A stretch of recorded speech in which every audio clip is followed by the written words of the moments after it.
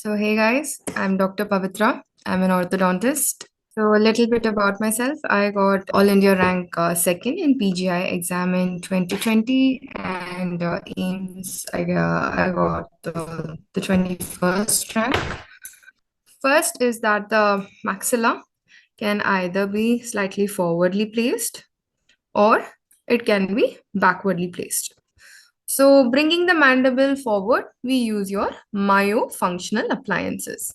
And appliances that hold the mandible back is your chin cup, right?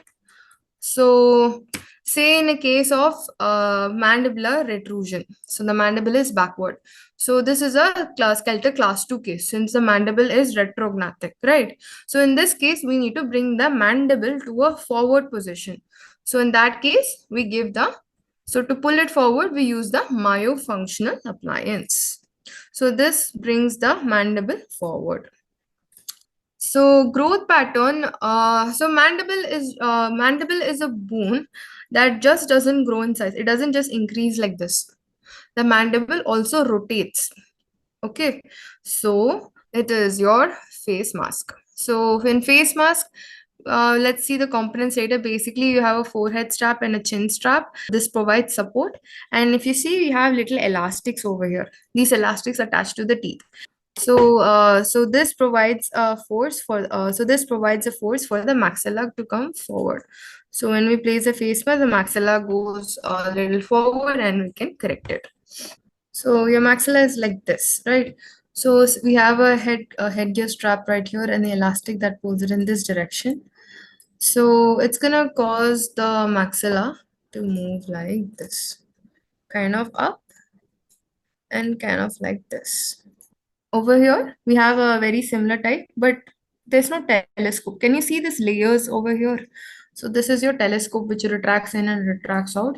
Here is just a continuous rod which forces the mandible forward. So this is an example of your MPA, which is your mandibular protraction appliance, MARA appliance. So this is a very characteristic appliance. This is the only appliance that is, kind of triangular in shape. So what this appliance does is that if it only locks into position, it only allows the patient to close his or her mouth when the mandible is forward. So we have a triangle here and you have a, so this means that we need to bring the teeth back. For bringing the teeth back, we need space. And this space is taken up by your first premolar extraction. So first premolar extraction helps us to move the anterior dentition backward and provide space for correction of dental protrusion and crowding. So if there is, so if you see over here, these are two wires.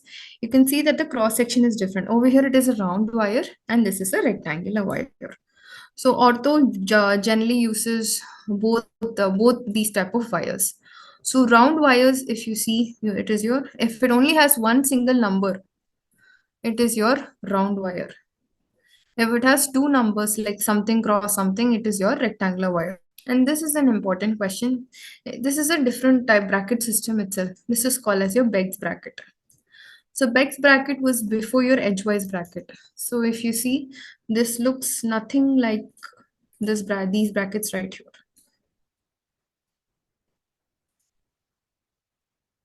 Right. So over here you place a wire from the side, but in a Beck's bracket you have to place it on top and then insert it down vertically. So hence Beck brackets are also called as your brackets with vertical slot. Crozat class is very similar, but additional to this, it consists of one more arm that runs through in the undercut. So you can see one over here, which is C type, and you have an additional arrowhead that engages into the mesial and distal undercut. So this is your Crozat's clasp. Next is your Schwartz clasp. Schwartz war is, I remember this by the term war. So arrows are used in war, right? So Schwartz clasp is also called as your arrowhead clasp. So we have characteristic arrowheads that engage into the proximal undercuts. So multiple number of teeth can be taken for anchorage.